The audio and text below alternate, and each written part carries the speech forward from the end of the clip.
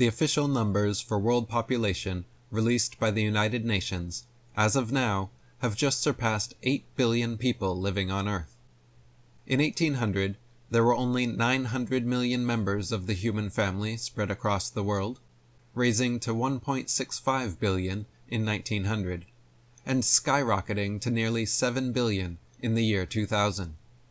Now, in 2023, we have allegedly just passed the 8 billion mark, with UN predictions claiming these statistics will continue to rise until reaching a whopping 11 billion at the turn of the next century. Given past failures and the many lies spewed by the UN during recent world events, however, it is fair and justified to remain skeptical of such statistics and to do some independent investigation before blindly believing.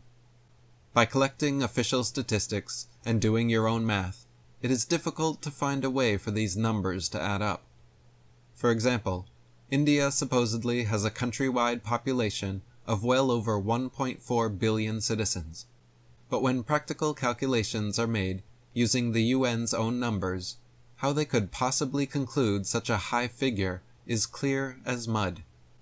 Taking their official figures of populations from the largest 300 cities in India, from 12.4 million in the biggest city Mumbai to just over 100,000 in the 300th placed city of Aurangabad, and adding them all together, that barely accounts for 200 million of this supposed 1.4 billion.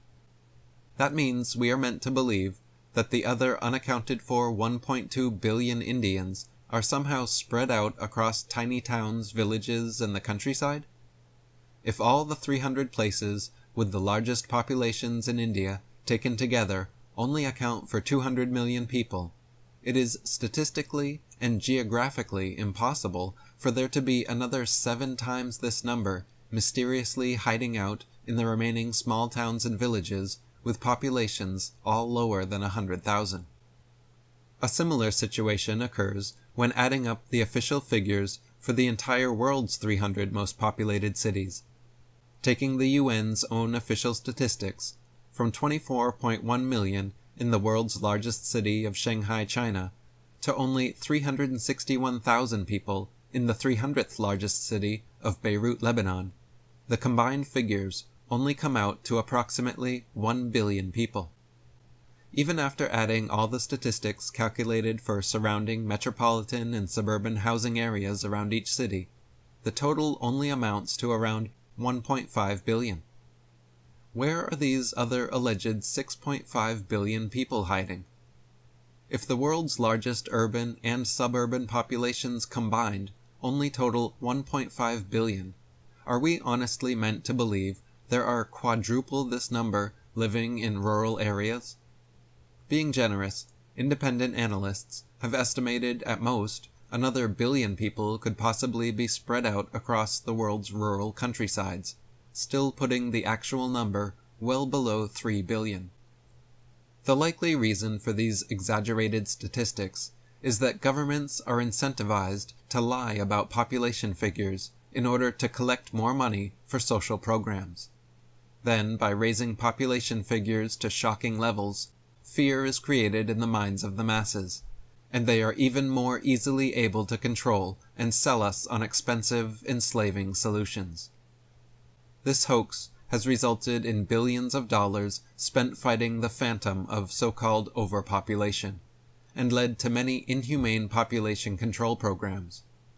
In reality, however, if everyone were all squeezed into a population density of 27,000 per square mile, which is comparable to New York City, 8 billion people would only fill up the state of Texas, leaving the entire rest of the world uninhabited. Thus, the idea that Earth is dangerously overpopulated and governments need to take drastic measures to combat the issue is another paper tiger attempting to scare us into submission. As Walter Williams wrote, the United Nations Population Fund has helped governments deny women the right to choose the number and spacing of their children. Overpopulation concerns led China to enact a brutal one-child policy. Forced sterilization is a method of population control in some countries, nearly 250,000 Peruvian women were sterilized. Our government, through the UN Population Fund, is involved in population moderation programs around the world, including in India, Bangladesh, Pakistan, Nigeria, Mexico, Indonesia, Brazil, the Philippines, Thailand, Egypt, Turkey, Ethiopia, and Colombia. The greatest threat to mankind's prosperity is government, not population growth.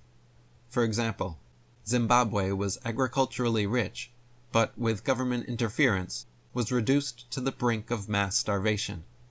Any country faced with massive government interference can be brought to starvation. Blaming poverty on overpopulation not only lets governments off the hook, but also encourages the enactment of harmful, inhumane policies. Today's poverty has little to do with overpopulation. The most commonly held characteristics of non-poor countries are greater personal liberty, private property rights, the rule of law, and an economic system closer to capitalism than to communism. That is the recipe for prosperity.